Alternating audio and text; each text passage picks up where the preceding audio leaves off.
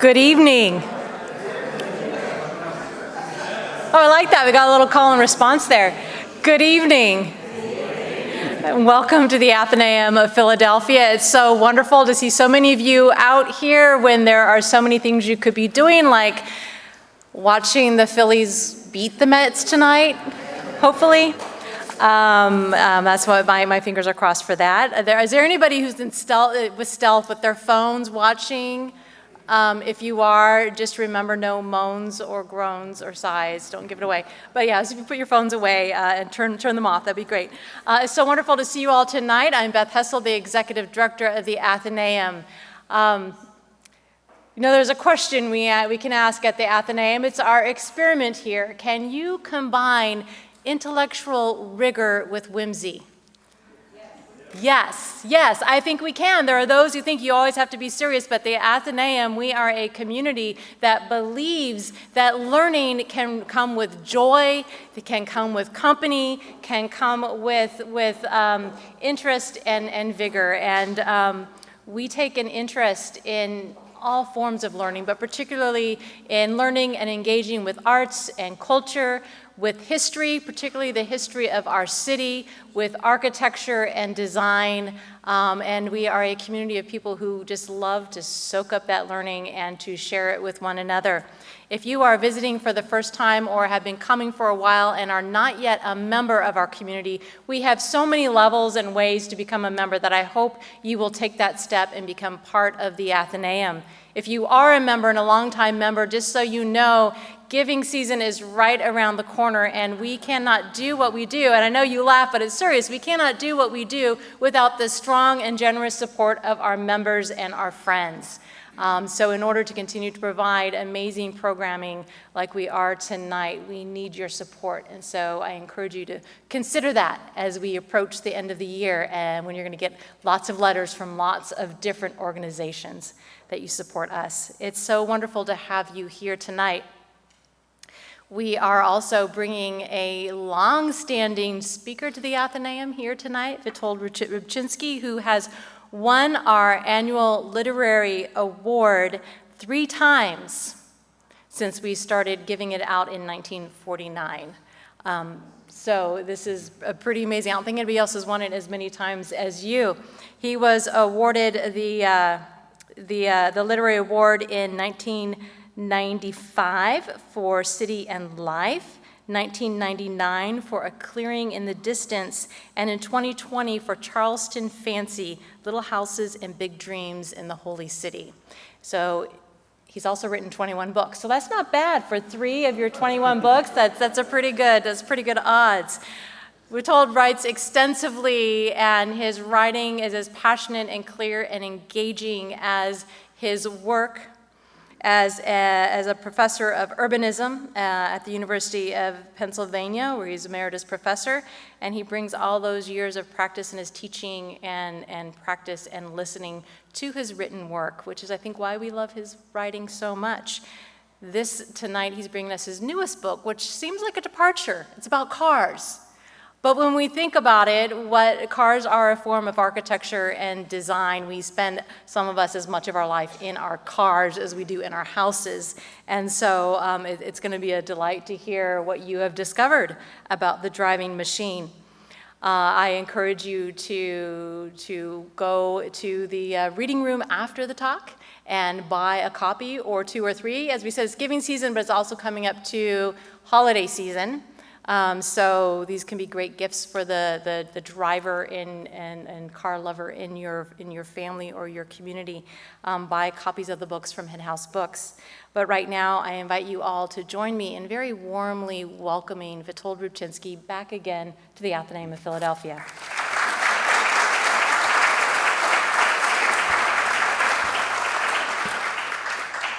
Thank you, Beth. The last time I was here, I spoke about architecture, ornament in architecture. And of course, this is a very different subject, but it's not, as Beth pointed out, it's not completely different. I mean, cars have to do with engineering like architecture. It has to do with practical things. I mean, people have to fit in them and use them. And of course, there's an aesthetic side to cars, which car makers discovered very early. But there's one very big difference. The first car, and I'll talk a little bit about it later in the lecture. The first car was 1885, the first car with an internal combustion engine. It was Carl Benz built it, invented it, and I suspect not many people here have actually seen his patent motor wagon. Maybe if you go to car museums, you might see one. I saw sort of a facsimile in a car museum a few weeks ago. But none of us has ever actually seen one driving down the street. And it's gone. This building is 40 years older than that car. And here we are, we're in it. We're using it the way it was supposed to be used. Buildings change function a lot. This one hasn't, which is quite remarkable. Because, so there's a huge difference between cars and buildings. Buildings last a long, long time. And they change functions, they get repurposed, they get expanded, redesigned, upgraded. I mean, there's an awful lot of upgrading in this building. The architecture is there, but all the other things have changed. Cars don't last very long. 10, 15 years. A very good car should last 20 or 30 years, but you have to pay for that, and there aren't that many, mostly German. But most cars are reliable, but they're not very durable. They disappear. I mean, we're an old crowd here, so I can't say that most of you have probably seen the same cars I've seen. I mean, you've seen the first Honda Civic, for instance, that invaded America and took it by storm and knocked out the big three, in effect, along with other Japanese cars. But I haven't seen one on the road for a long time. Some of the cars I've owned, I used to see them, and then I don't see them anymore. They don't last very long. That means we sort of forget them. We use them, we drive them, and then they're replaced by another car. Over a lifetime, we own several cars, maybe several at the same time. So we forget them, and they kind of disappear. There's no history of cars department at Penn. There's a fine arts department, but there's no automotive history department. And that was part of my impetus for writing this book, was to take it seriously. I mean, people, individuals created these cars. In some cases, we know a lot about the people who created them. Sometimes they're a team and they're kind of anonymous. But they're important artifacts. Most people, I don't know how many people here have hired an architect to design their house. I have only because I am an architect, so I hired myself. But most people don't have that experience. It's expensive, it's complicated, for many people it's intimidating. It's much easier just to see a house and buy it. But we've all driven cars. We've all driven cars, used cars, new cars. We know about cars. So that's struck me that we're close to cars, and yet we maybe see them in movies once in a while. The DeLorean and Back to the Future, for example. I don't think I've actually seen a real DeLorean, but we've all seen that movie, or many of us have. This book is a history, but it's also a memoir. It's hard to write a book about cars if you haven't driven at least some of them. So this is not a book about Ferraris and Bugattis and Maseratis. I've never driven one. I've never driven in one. So it would be hard for me to write intelligently about it. I don't really relate to it. I've barely seen them. I mean, once in a while I've seen one that I recognize it from the emblem on the hood, but otherwise it's just too strange for me. So I wanted to write about cars, at least to some extent, that I've owned and driven myself, to make it more real, at least to me. And I've owned about 15 cars in my 50 years of car ownership. I'm not a car nut. I'm barely mechanically able to deal with them.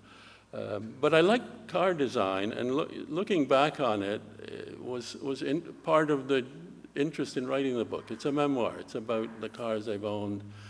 And at the end of the book, and maybe I'll talk about this at the very end, it's the 1967 to 2017 was the 50 years I owned cars. The cars I owned predate that. The oldest one is from the 30s, and the newest one was designed in 1984. And that was actually a special period. And as you get old, I think it happens to all of us. You look back on your life and you realize that your life was different than today, God knows, certainly in the automotive area, and that you experience things that nobody will ever experience again. It's a special time for all of us, and every generation, of course, has that same. So I was trying to think of how I would organize this talk. There's about 100 cars illustrated and discussed in the book altogether. So clearly I can't run through that, and it's 150 years of history, and I can't run through that either in 45 minutes. So I picked 5 cars that I've owned, but that represent certain types of cars, and then allow me to go a little bit afield in discussing them.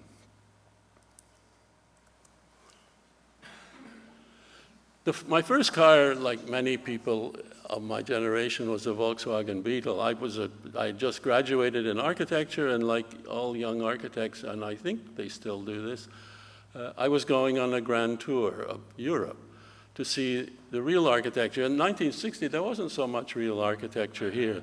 Real architecture, I must admit, meant modern architecture. That's all we saw. It was modern. The Art Deco, the modern architecture that characterizes North America, we didn't actually see it. That wasn't modern. Modern meant Le Corbusier and Mies van der Rohe, and there were very few of those, especially in Montreal, where I went to school. So you had to go to Europe, and that's where I bought my first car. It was the Volkswagen Beetle, which was an important car, as I'll show you. It was designed in 1938. Adolf Hitler was a car enthusiast. He never learned to drive, but he, for instance, created a generation of racing cars, German racing cars, that beat everybody. They dominated road racing for about a generation, just before the war. But the embarrassing thing for the Germans was they had invented the car. But the Germans had the lowest car ownership rates of any industrialized country, much less than France or Italy, much less than England, and way less than the United States. Already by the 30s, there was about 1 car for every dozen Americans, and there was one car for every 100+ Germans. So that was embarrassing for him.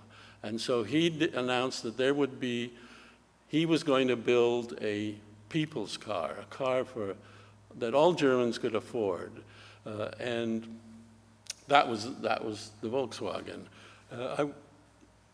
It was not the first inexpensive car. The first one was actually English, the Austin 7, which was called the Baby Austin.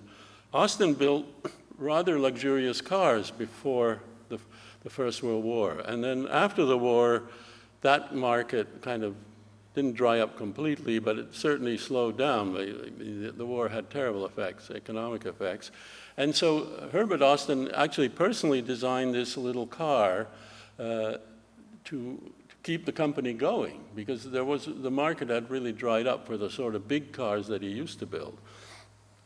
And the other car is a Czech car.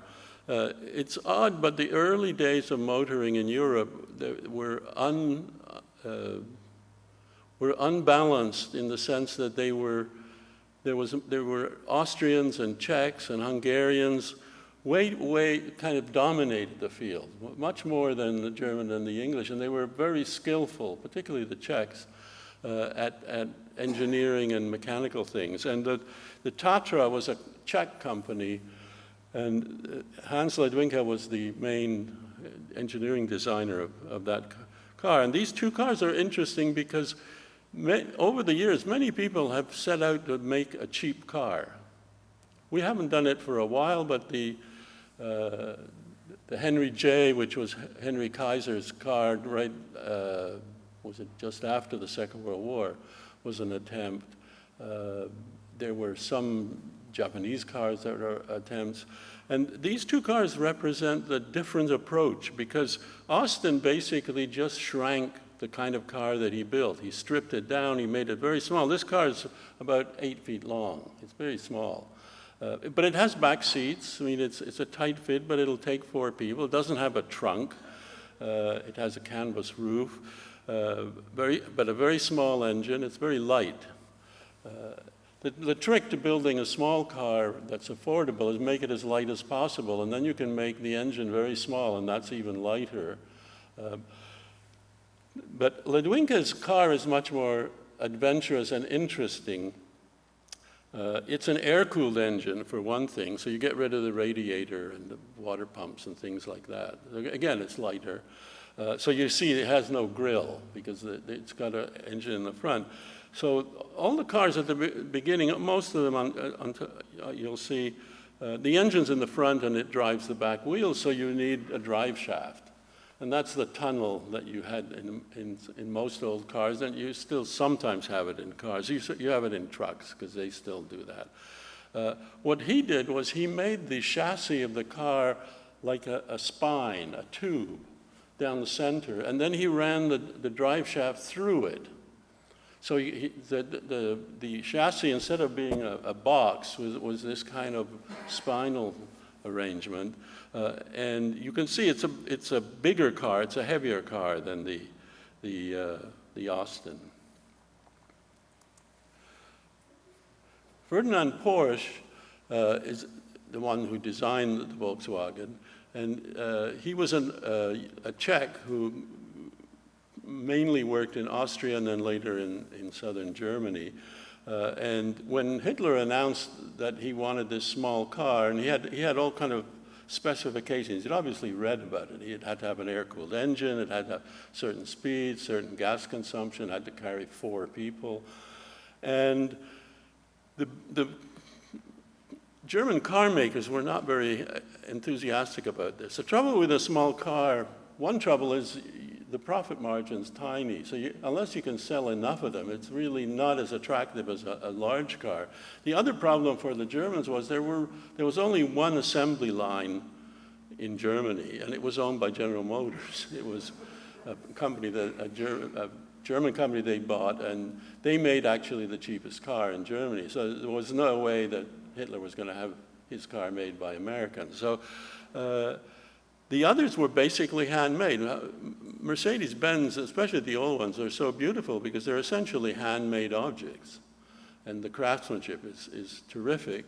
But of course, these were expensive cars, so they weren't really set up to make a small car, but they felt obliged finally. I mean, he was the Führer, and he had made this announcement. So all the companies got together, and they hired Porsche, who essentially at that point ran a consulting firm. He had worked for different companies, but he finally decided to break out on his own, and he designed engines and cars for other people. And the car at the bottom is designed for NSU, which was a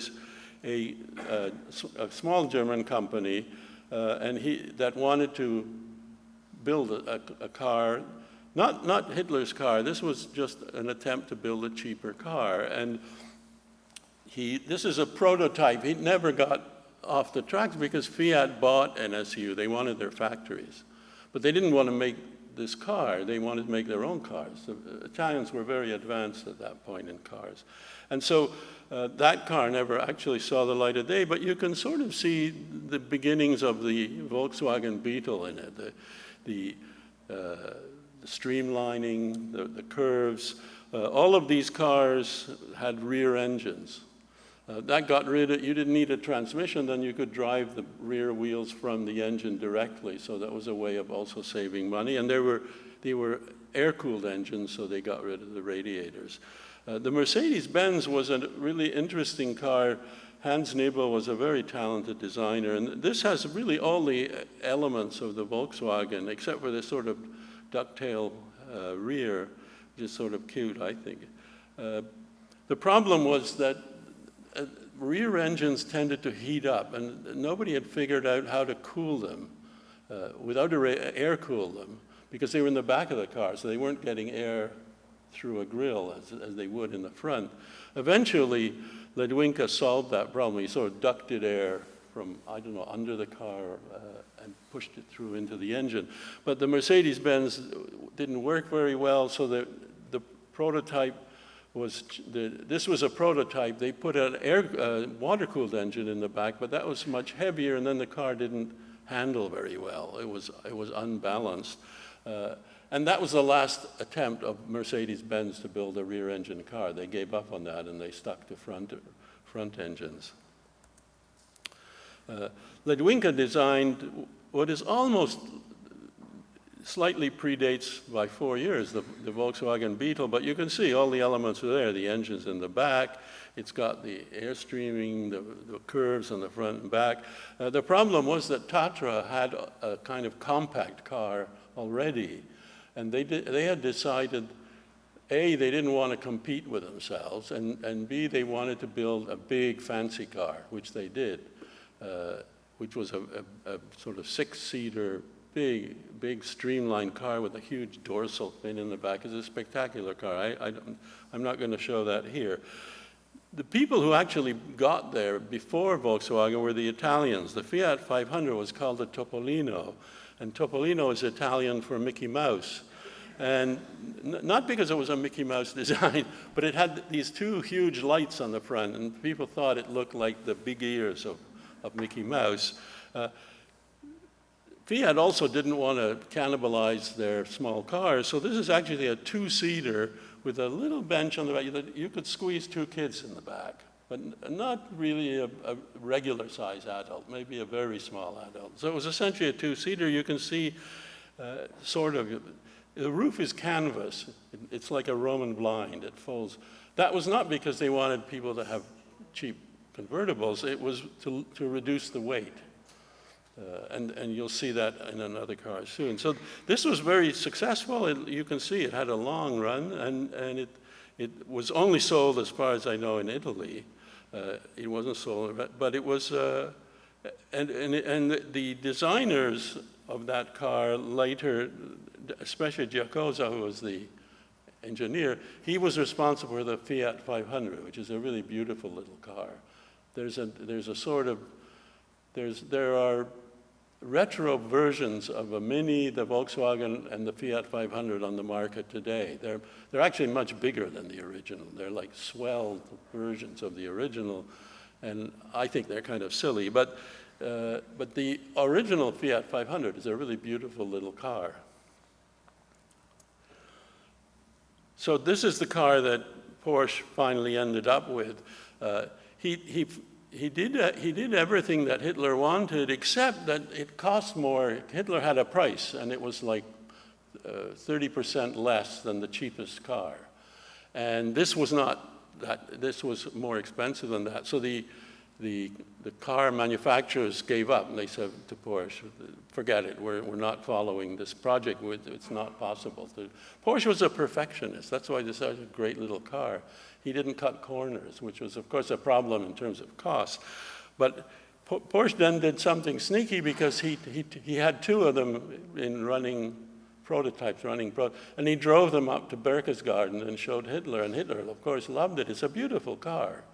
It's truly a classic in the sense that it does everything that you want it to do, and I still think it looks beautiful. I mean, only a Porsche sports car, I think, has a better sort of appearance than this.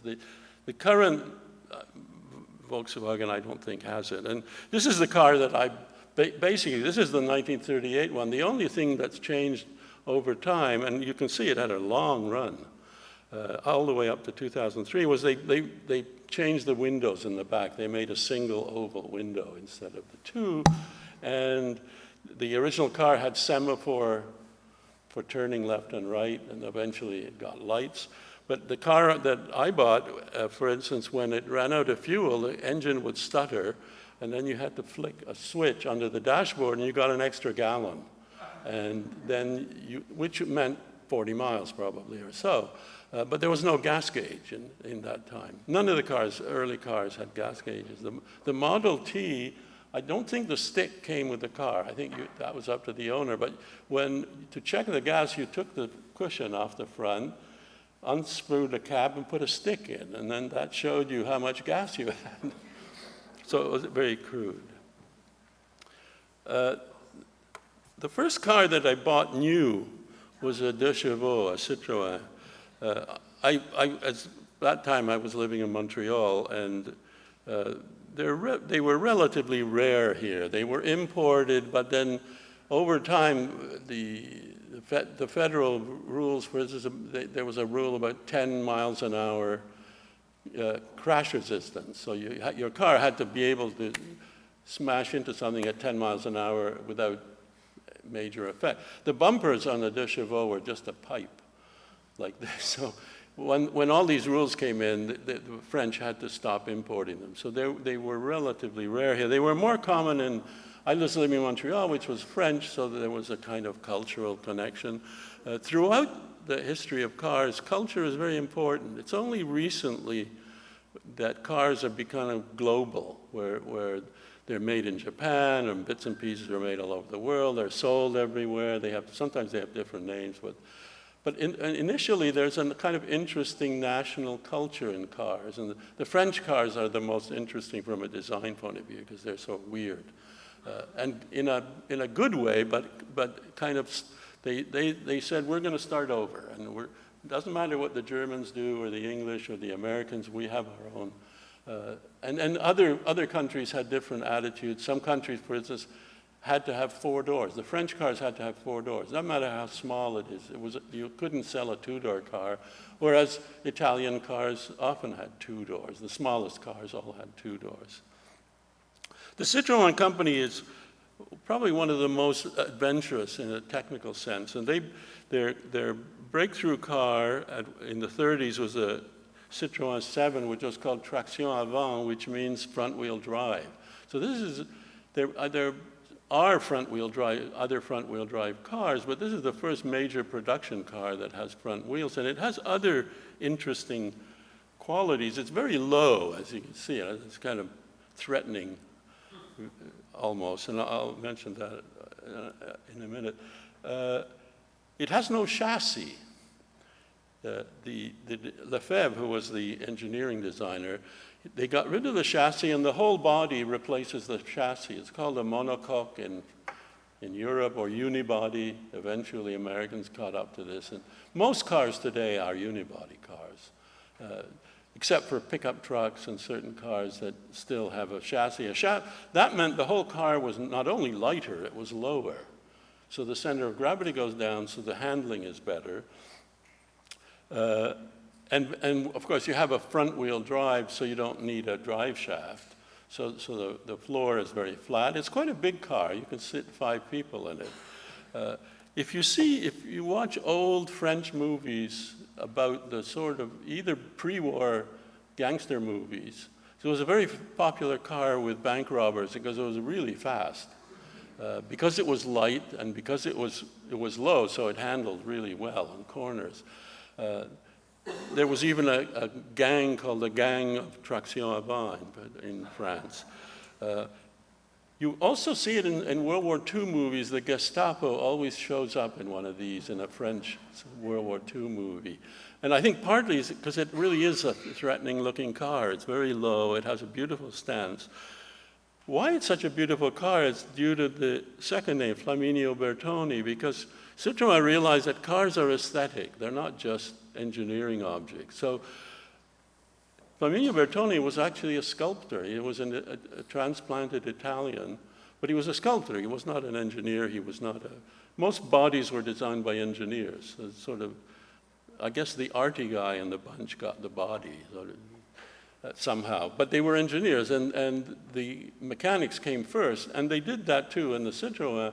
But Bertoni had brought a kind of aesthetic touch. He made clay models, for instance, of his cars, which was unusual at that time. So this team, the problem with the Citroën was very successful. People loved it. You handled well. It was new in all these ways. It was a large car. It was like a large family car. The problem was there was too much innovation, and poor old Citroën went bankrupt and died shortly after, probably of a broken car heart. The company that bought it was Michelin. Michelin was the biggest creditor because they supplied tires for all the cars. So they ended up taking over the company. The company was fine. I mean, the Citroën, the Traction Avant was a great car and it was selling well. So they got it back on its feet. And then Boulanger, who was the man in charge, the sort of Citroën executive, who was in charge of the engineering, decided that what they should build is a small car. This was like a family car, but they should build a car. Remember, in 1930s, France is still rural, basically. The majority of population is rural, not urban. And he said, we need a car for those people. And I wanted to read you he wrote what we would call a performance specification. This is describing what he wants, not what the car looks like, but what it should do. And he said, it must be able to carry 2 peasants, 50 kilograms of potatoes, that's about 100 pounds, and a box of eggs at up to 60 kilometers an hour, so 37 miles an hour. He wasn't going for speed here. And it returned a fuel consumption of 3 liters per 100 kilometers, which is about 75 miles per gallon. I don't know if it actually ever got to that. Over the worst roads rural France can offer up. Furthermore, if the car were driven over a plowed field, not a single egg in the box would be broken. It must be simple to maintain and inexpensive. It had to be a third the price of the Traction Avant. It should be 4 wheels under an umbrella, which is a wonderful image. And actually, that's what they did in a way. This is the prototype, which they produced in 1937. The French approach was different than the German approach to making a small car. And of course, this was a slower car than the Volkswagen, so it's not fair to compare them directly. But they tried to make it as light as possible, and the assumption being, if it's light, then you can make a small engine, that'll be even lighter. The engine is in the front, it drives the front wheels. Citroën is an expert now in front-wheel drive. They made it out of aluminum, or a kind of version of aluminum at that time, which was around at that time in the 30s. The French law only required 1 headlight, so you only got 1 headlight. There is a windshield wiper, but it's hand operated. So I guess either the passenger does it, or you do it with 1 hand. And you can see the handle. There's no battery in this car. I mean, it's why it's heavy and so on. So you start the car the way you started, say, a Model T, and many cars until the 30s and 40s were started, but with a crank.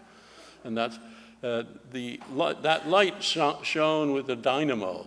So it must have been weird, because if you slowed down, the light, you would lose light, and then you would only get it when you left the stop sign, I suppose. The whole roof, all the way down to the back bumper, was canvas. And you could roll it up and have an open car, so you could transport very tall things.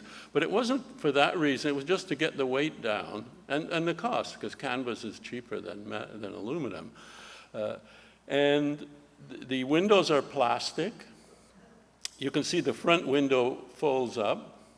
In those days, I don't know if anybody here old enough to remember when you drove and you had to stick your hand up and I think left turn, right turn, and slowing down. So the window had to open. The back windows didn't open, but the front window, the half, it was a hinge, a horizontal hinge that you flipped up. But you can see what Bertone has done. It's quite a beautiful little car. And I mean, Boulanger said, I don't care what it looks like. just, you know, it should do what I want it to do, but it doesn't really matter what it looks like.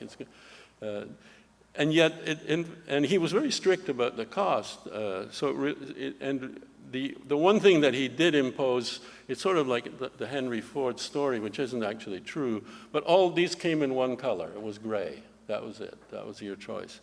The car came out 37. It was going to be sort of introduced at the Paris Motor Show in 1938. And of course, in 1938, France declared war on Germany. And so everything stopped. The cars were not introduced. The Citroën factory switched to trucks and wartime production. When war actually became active in 1939, the Boulanger actually destroyed the cars that had been made so they wouldn't fall into German hands. I'm not sure what he was afraid of, because it was not a car with any military application.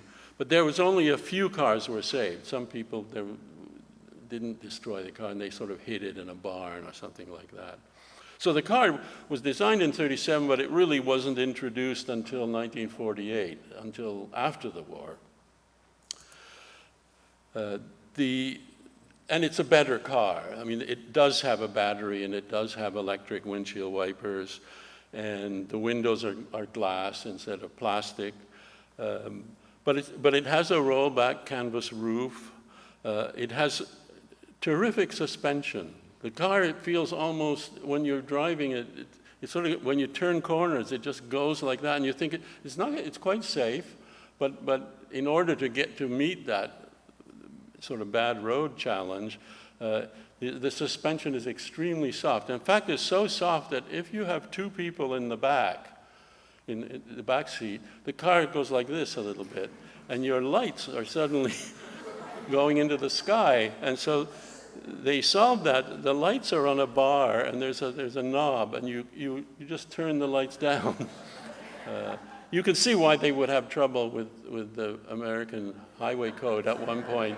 The idea that lights could be manipulated was just not on.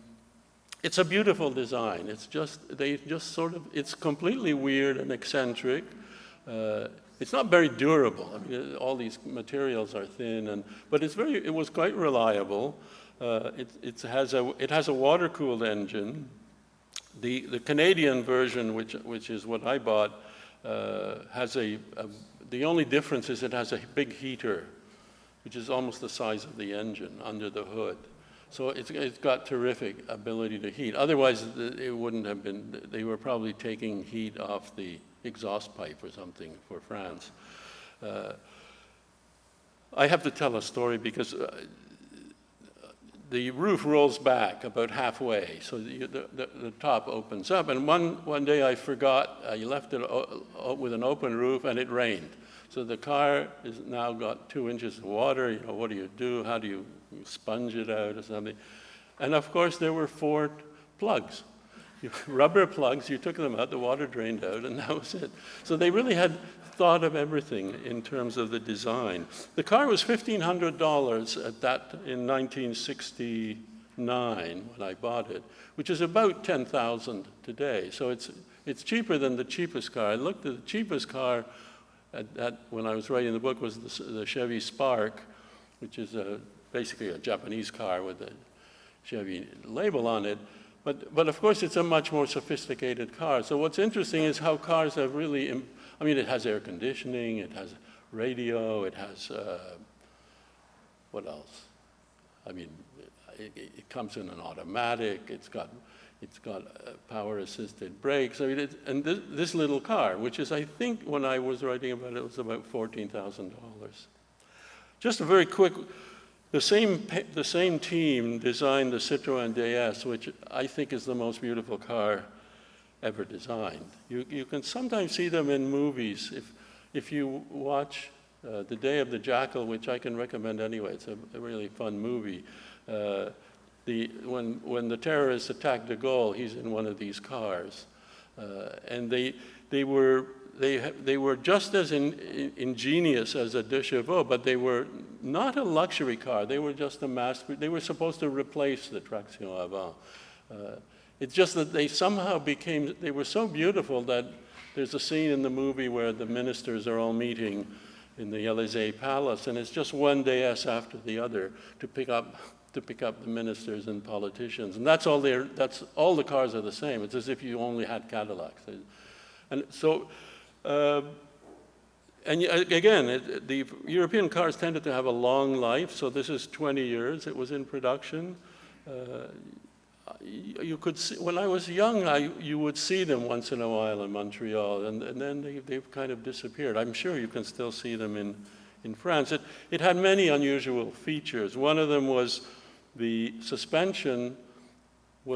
The deux chevaux had very soft suspension, but it was mechanical. It was torsion bars underneath the car. This had hydraulic suspension. Once you had hydraulic, they said, why don't we go up and we can go up and down. It's said that you can change a tire on this car. You just raise it, and then you can take the wheel off. You don't need a jack. And I remember driving behind one of these in a very heavy rainstorm, and the road was flooded, and the car stopped, and then it just raised itself up and continued. So, I mean, nobody has done that kind of hydraulic. Of course, if you get a hydraulic leak, you're sunk. I mean, everything stops. Your car just dies, which is maybe why other companies tend not to have hydraulic systems like that. The roof is fiberglass because they wanted to make it as light as possible, reduce the center of gravity. So instead of having a big sheet metal roof, it's a very beautiful car inside. So again, Bertoni really went to town on this one in terms of making it's almost like a boat, the way the rear wheels are partly masked and so on. The Mini.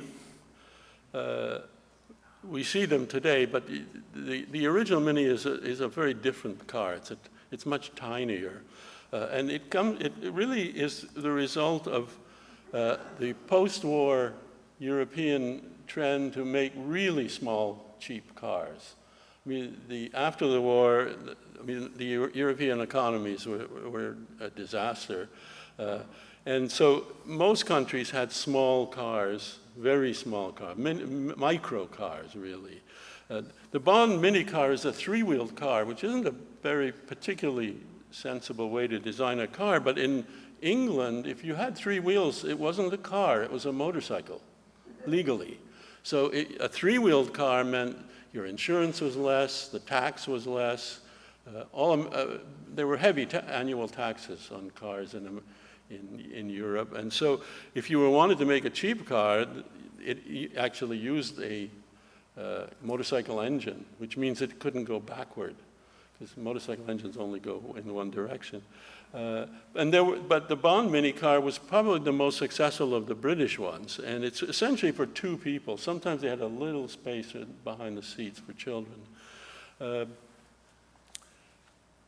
The Isetta was very different sort of car. It was sort of like the difference between the Austin and the other car that I showed you earlier, because it was designed by aeronautical engineers whose main experience was gliders. And so this car had something which no car before or since ever had, which is not a doors on the side, but a door in the front, which is not uncommon in planes, in gliders, because there are no propellers. So easiest way you can open the whole front and get in, and that's how you enter the Isetta. Both of these cars use two-stroke engines, so it's like a lawnmower engine, basically. And you can see in the cutaway, it's the engine's in the back. It's room for two with maybe a kid in between, so maybe 2.5.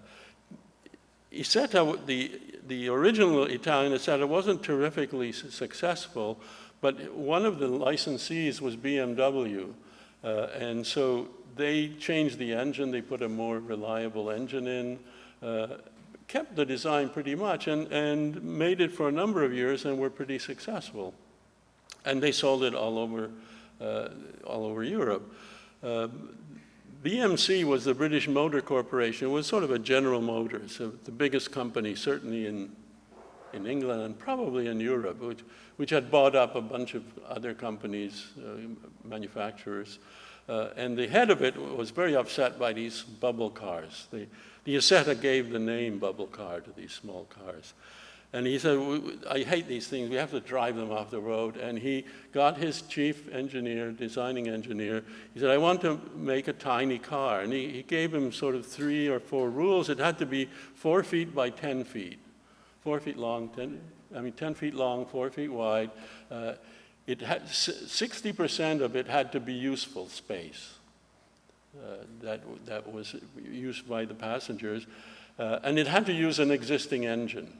He didn't want to spend the money to develop a new engine, which is the most complicated and expensive part of a car. And so the BMC Mini, which had many different names because they owned about 6 companies, sort of like General Motors, the same car, you know, sometimes a Pontiac, sometimes it's a Chevrolet, but they were all basically the same car, and it's really a spectacularly good design. Isigonis was a Greek whose father was an English citizen, and so he ended up being raised in England and going to engineering school in England. And he's unusual because he was an engineer, but he is responsible for the body design of this car. So he was a draftsman. He was a talented draftsman, and he, unlike most of the cars, Porsche did not design the bodies of these cars. Other people did, but Isigonis is really responsible for this. He earlier had designed the Morris Minor, which was a very successful British car, small car. But this is a tiny car. It's not, there's nothing sort of revolutionary about the car. It's got a small engine that drives the front wheels. The engine is turned 90 degrees, so it's parallel to the axle. It's a 2-door, 4-seater. You can see, to reduce cost, you can see those hinges on the door. They're on the outside, so it's cheaper. The doors are so thin, the windows are sliding, because you can't really go this way. The back window just cracks open. The hinge has a vertical hinge, and it sort of opens up a little bit like that. And then it has a very small trunk in the back. What was spectacular about this car was that it was a lot of fun to drive. I don't think he necessarily, Isigonis had a very good philosophy of cars, because he said, people who have small cars are not smaller. I mean, they're the same size as everybody else. So he tried to make the space inside the car as big as possible and make the car as small as possible. The wheels, you can see, are pushed out right out to the corners. So this car handled really well. And because it was low, I mean, there's no drive shaft required, it handled very well. And the British were partial to sort of weekend racing. You would take your car, then during the week you would commute and do stuff, but on weekends they would have organized road races. And this car was really good at that. And part of the reason it lasted almost 40 years is that a British racing car driver, John Cooper, convinced the British Motor Corporation to produce a sort of souped-up version with a tuned engine and better suspension, and that's the so-called Cooper, Mini Cooper or Mini Cooper S. Ferry Porsche, I'm not going to talk about him, but I talk about him in the book. He designed, of course, sports cars he worked with his father, but after the war he designed sports cars. And his philosophy was that he discovered that a small car with a big engine is much more fun than a big car with a big engine. It's just more fun to drive. And so this car was a terrific thing to drive, because it was completely flat. I mean, it didn't heel over or anything. And it wasn't the miles per hour, it was the sort of feeling of driving. And I think that's true with all cars. This is a little piece. At one point, my wife and I were living in the country in a house that we built, and we had an orchard, so I really needed a car that could pull a trailer and to move apples back into the to the distributor and so on. And what I bought was a truck called a Jimmy, it was called a Blazer under Chevrolet, and a GMC called it Jimmy. And it's basically, it's a truck. It's a pickup truck where the back of it has been added on. So if you can imagine the back, that window not being there, that's the pickup truck. So the front, the doors, and all of that is straight pickup truck. And then they put this glazing on the back. There's a hatch door, a double door at the rear, and two more seats. So it seats 4 people. It's not an SUV because that didn't exist yet. That term didn't exist. So it was marketed as a truck. That's what it was called. And it predates sort of the later interest in SUV, but it's certainly one of the things that leads to it. What starts this kind of car, when Ford made Model Ts, you could buy one of his Model T chassis with an engine, the steering wheel instruments, and then nothing else. And you could go to a small workshop and they could build you a pickup truck on the back, or a delivery van, or whatever you wanted. And one of the things that people started building were called depot hacks. Those, they were taxis, and they were big open, like the station wagon at the top. They were open, they didn't have windows, you could load.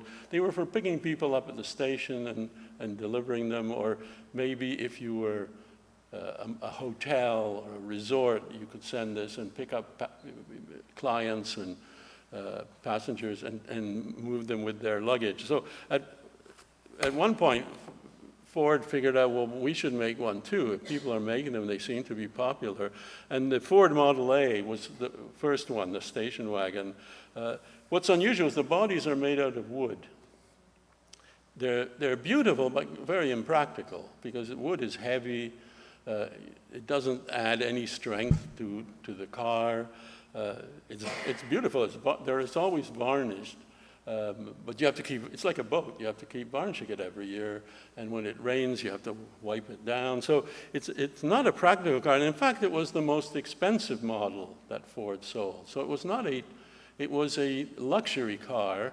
In the book I compare it to like people play tennis in white. I mean, there's no logical reason to play tennis in white except to show that you're rich enough that you can have sports clothes that you have to keep laundering every day. You use them, and so it's a kind of snobby thing, I think. They didn't sell a huge number of them, but eventually they put windows in. The Woodies don't have windows. They sometimes have plastic that they could add if it was storming or something. But the Ford Model 68 actually has real windows, and eventually it's not wood anymore, finally, and it becomes a station wagon. And it's a kind of car that Americans really adopt, and then disadopt. I can't remember the date exactly, but it was sometime in the 70s the last station wagon gets made. There's one holdout, one company makes them, and then it just stops. What's interesting, and this is the cultural thing, the Germans love station wagons. That's why you can only buy Audis. If you want a station wagon, you either buy an Audi or a Volvo, because the Germans and the Scandinavians really like station wagons today. So they also drive SUVs, but the station wagon has sort of survived in those countries, whereas in America it's literally disappeared, except for the occasional imports. Chevrolet made a car to compete with Woodies, but they didn't want to make it out of wood, and they wanted to undercut, which they usually did, Ford, because they were head-to-head competition at that point. And what they did was they took a delivery van and then cut windows in the back. So that's why it only has 2 doors. Delivery vans only had 2 doors and one in the back, and they didn't want to change the whole body. So it's a kind of very ruthless modification, but it has doors in the back, and it's much cheaper than a Woody and more practical. And the Suburban Carryall was a name that didn't stick, But Suburban stuck. It's one of the longest sort of lasting marks of any car anywhere, because here's one from 2009, but you see these all the time, and the Secret Service loves them for some reason. They're big, they can go through anything, and Tom Clancy stories always have Chevrolet Suburbans. So they dropped the carryall, and we're still making them. There's another stream with this kind of car, and that was the Jeep. The Jeep was something that the Army wanted, a scout car. The Second World War had started in Europe. We were not in it yet. And they had specifications. They sent them to all the different car companies, and they were very demanding in terms of timing. They wanted, the car had to be basically, a prototype had to be delivered in a month or something like that. So none of the big three were interested. And finally, this little company, there's a longer story which I won't want to hear, but Willis Overland, which was basically just making small cars, I mean, micro cars, or we would call them subcompacts. They took sort of the subcompact chassis and made a four-wheel drive open Jeep. And again, a sort of classic design that just came out of solving problems. It's not a rule. Form doesn't actually follow function, but once in a while it does, and you get sort of people who are not trying to make a beautiful car. The Army didn't care what the thing looked like. It just had to, it had, again, specifications, and it had to carry a certain number of people and guns and various things. And there were about 300,000 or 400,000 of these made. Ford eventually made the same model. They didn't, the Army insisted that they should all be the same. So after the war, the Jeep sold this, what's called a CJ, which is exactly the same car, but it sometimes has nicer colors, but basically the same car sold as a civilian car. This is a really interesting car. It's a kind of a nice shape. You can see the original Jeep kind of front, and then it's a sort of simulated woodie. It's not wood, it's metal, but it's got panels. The problem was, and this happens a lot with the history of cars, is the timing was wrong. People were not ready for what effectively is an SUV, except that it's 1946, and people are just not interested. They don't, and you can see Willis Overland isn't quite sure what to call it. Sometimes they call it a station wagon, sometimes they call it, because it's not quite, it's four-wheel drive. So it's not quite a station wagon, and it's sort of it's taller. Sometimes they use other names, and it was not a great success. It had a relatively long run, but small sales. It was just people were not sure what this was. What Jeep,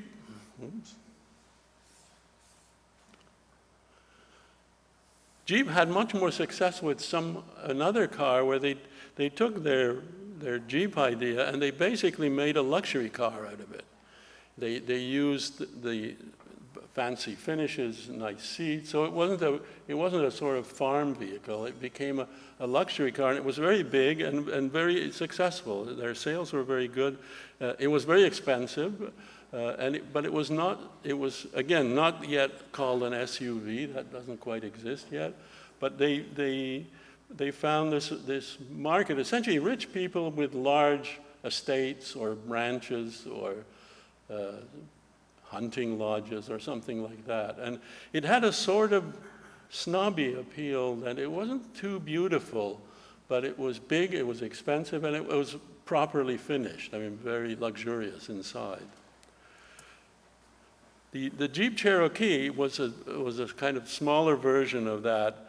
I think still one of the most well-designed SUVs, much better than the junk we have today, I'm afraid. Again, it became a sort of classic. It has a kind of nice sort of sharp edge to it.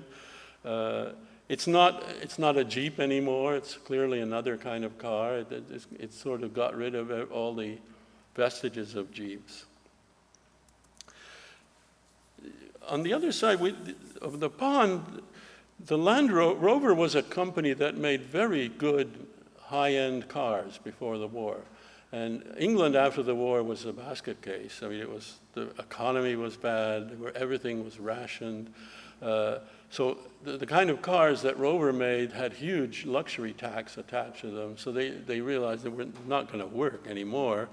But they came up with the idea because Maurice Wilks was the brother, I don't know whose name I can't remember, ran the company, and Maurice Wilks was the sort of engineering chief. And he had a farm in Wales, and he actually had a surplus US Army Jeep that he used. And he said, well, what if we made something like this? And it's a farm vehicle, so they're not going to tax us as a luxury car, and we can export it. And England was very keen on exports to earn money. And so he actually used a US Army Jeep first for the first prototype, the chassis. But to keep it simpler, the body is wider, so it's actually there's more room inside. And there's only two-dimensional curves to keep the body very simple.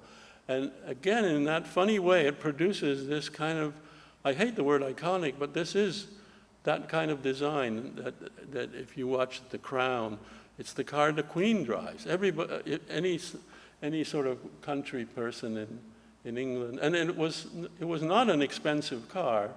It was roughly the same price as a what was it? Well, it was cheap. It was certainly cheaper than the Wagoneer and those cars. But it was British, and it was very successful, and it had all kind of uses. So the army used them. They were used for safaris. They were used in Australia, in the outback. So it had a good long run, and it had a great. There was a lengthened one which you could actually fit about 8 people in it. In the 60s, the Rover decided they would build a larger car. They saw that the Americans were having a lot of success not with the Jeep, but with these larger vehicles, off-road vehicles. And the Range Rover is really an interesting case because it was not designed as a luxury car. I mean, we think of it as a car for either drug lords or kind of mafia types or sort of airy urban elites.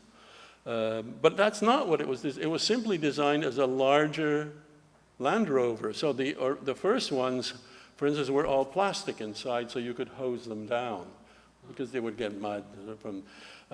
And what happened was that the Beau Monde in London sort of took them up as a car that they liked. It was called the Chelsea Tractor because it was the sort of Chelsea, it was swinging London that whole period. And of course, Range Rover realized this is where it's going, and then they started putting in leather seats and wooden dashboards and making it into a very expensive luxury car. But it's somehow a beautiful car, and it has to do, I think, with the proportions. It's got a very high greenhouse, very high windows. It's still, I think, one of the most beautiful SUVs so far that we've seen. It doesn't try to be a car. It is what it is, and you can sort of see why it appealed. It's not like anything else, and it has a kind of in-your-face attitude, I think.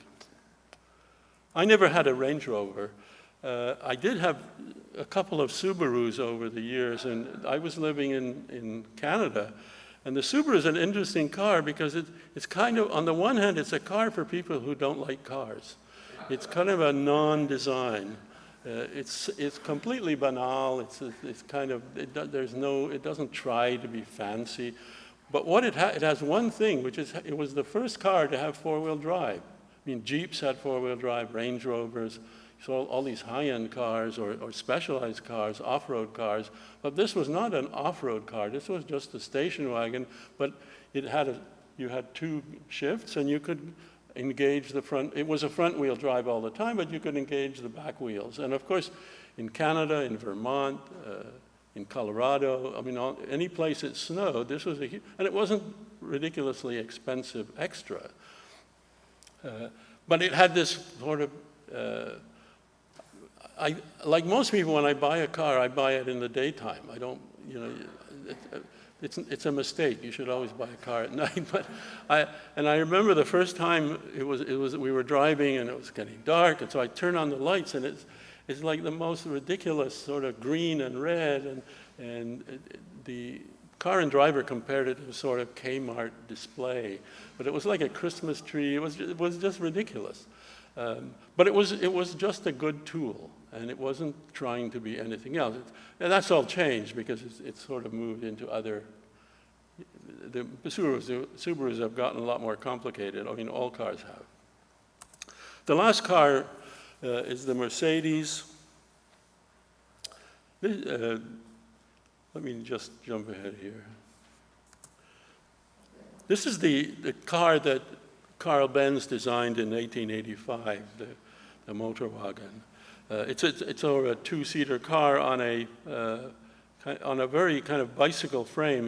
He actually bought a bicycle repair shop when he decided to sort of go into business, and that's why he uses these wheels. He designed the rubber inserts around the wheels. It's a three-wheeler. It's got a single wheel at the front, and of course the heart of the thing is that he designed an internal combustion engine. Nobody had ever done that before successfully for a car.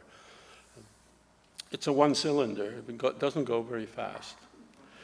Before I get to the car that I want to talk about, I thought this is a good time to go quickly through some of the cars, because the evolution of the Mercedes is kind of the evolution of automobile design. So the first Mercedes was not actually a Benz car, it was a Daimler car. And it's often called the first modern car because mechanically it had all the stuff that cars would have, and the body becomes a single unified thing. It isn't like, if you look at a Model T, it's like bits and pieces just kind of shoved together, and there's a tall back. And this is starting to give you the sense of a single form. It had a four-cylinder engine. It came about because the Daimler distributor in southern France was very successful in selling cars, but he contacted the Daimler and said, you should make a sportier car, because I think that people would like that and I can sell them here. And that's how this came about. And it also has it's the first car with a honeycomb radiator at the front. So it has a rather prominent grille at the front, and across it says Mercedes. And Mercedes was the car dealer's daughter's name. And that's where Mercedes comes from. But it became the bestseller. It went 50 miles an hour, which in 1901 was, it could cruise at 50 miles an hour. So that was a very fast car. So it was very successful and became the Daimler cars. It was the most successful model that they had. Mercedes and Daimler merged in 1927. And the Mercedes was so successful that they didn't call the company Daimler-Benz, but they called the cars, at least, Mercedes-Benz. Because Benz had the biggest company in Germany, and Mercedes was the best-known car. The parent company is called Daimler-Benz. But this is a car designed by Hans Nibel, who was the car who did the ducktail little car. And this was called a small Mercedes, and it was based really on a Chrysler from about 5 years earlier. There's two boxes. You have one box for the engine and one box for the people. No trunk yet. The trunk, it's interesting, the reason we call it a trunk is that eventually people said, we need something for putting stuff in, and they would get they would adapt the car so that a real trunk could be attached to the rear of the car on a kind of angles. And that became, because it was a trunk, so that became the trunk. And eventually the car designers designed a car with that third box which was the trunk.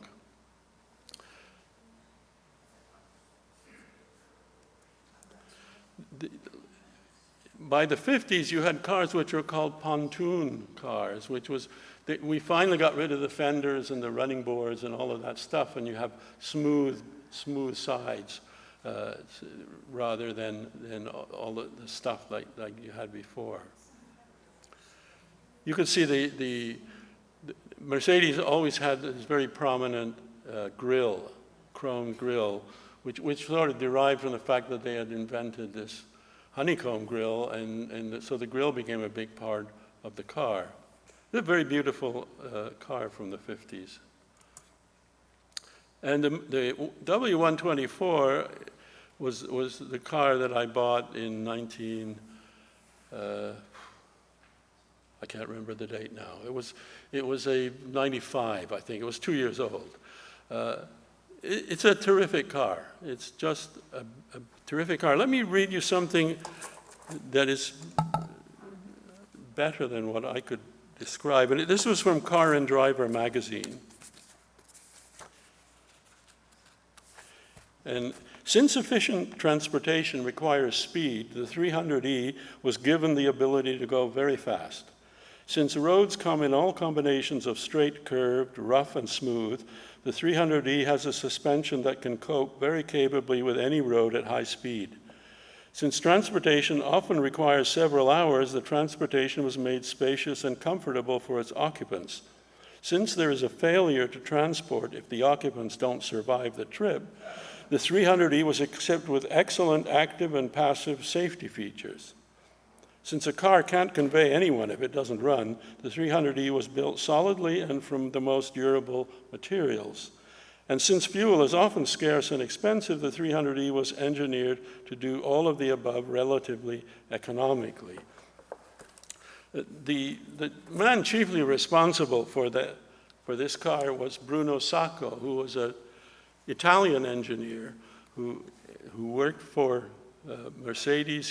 He worked a long time in a sort of safety department of Mercedes. So this car Mercedes was the first to invent crumple zones. So the front of the car would crumple, but the people inside would be safe.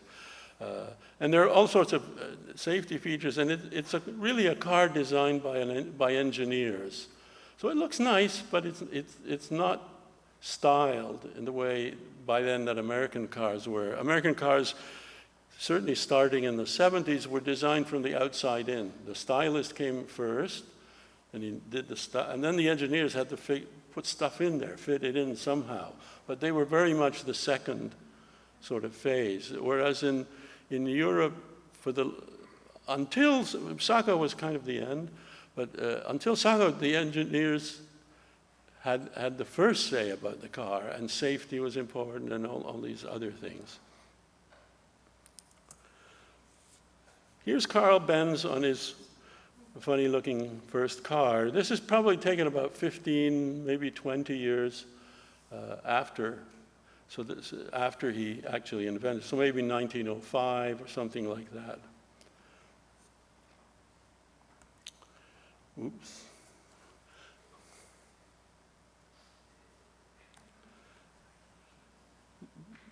The ring has moved somehow in the process of the lady standing there is Bertha Benz, is his wife. She looks like a sort of a Hausfrau, as they say in Germany, but she wasn't. She came from a wealthy family. He came from a very poor family. His father was a locomotive engineer, locomotive driver, but he died very young, so the family really had a hard time. And when they were engaged, he actually arranged to have he could get the dowry early so that he could buy out the sort of silent partner in his business. And she was mechanically inclined. It's said that the patents in another time would have had her name on it as well as his. So she was very deeply involved in the development of the car. She also developed 5 children at the same time, so a kind of superwoman, I suppose. Carl was not at that point a great businessman, and so well, let me back up. The important thing about this car, this is a product to be sold. It's not a experimental gizmo, like, say, the Wright brothers' first flight was not meant, they weren't trying to market these things, they were just trying to get them off the ground. Whereas he was in business, he was an entrepreneur, and he wanted to sell these, and he wasn't very successful. And so 3 years after he invented this, his wife decided to do something about it, and she left a note on the kitchen table and said, you know, I'm going to the town where her family was from. I'm going to visit Mother with the kids, and you know, I'll be back in a couple of days. She didn't tell him that she was driving.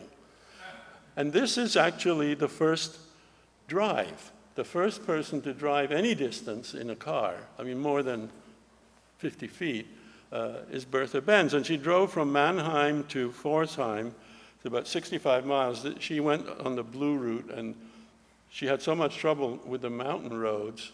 When she got back, she said, we have to put a lower gear in this car, because she took her 2 teenage sons, and they had to push the car when the hills got a little too steep. So she drove back on the red road, which is a flatter road and shorter. But so it took them all day, and she was the first person to drive any distance at all. So she's a kind of historic figure. There's a Bertha Benz Memorial Route in southern Germany named after her, and they have a sort of annual celebration of this. But she's not, and of course you can imagine in a 60-mile trip, many things went wrong, and she was able to fix them. The brakes were wearing out. I think they were steel on steel. And so she stopped at one point, and she got a cobbler to make leather pads. So she invented brake pads to make the brakes work better. There's Bertha, not in the car that she drove. In 1894, they developed a 4-wheel version. There was about 180 of these earlier cars sold. And then they developed a version with 4 wheels, which is obviously more stable. You can see it has lights. The engine is enclosed to make it less noisy. They worked out a steering system for the 2 wheels. And this car, they sold about, I think, 1,500 of these cars. I mean, that doesn't sound much for a Henry Ford time, but at this point, you know, they're trying to sell something that sort of doesn't exist yet. It's a completely new thing. 1902 was the car was sold between 94 and 02, and then they developed bigger ones, more substantial ones with 4 seats and larger and so on. Benz he invented, you know, spark plugs and carburetors, all the stuff that's important in making cars run. In 1903 is when Henry Ford founded Ford Motor Company. So that kind of gives you a sense of the timing. And then 1907 is when the Model T actually rolls off the line, and the rest, as they say, is history. Thank you.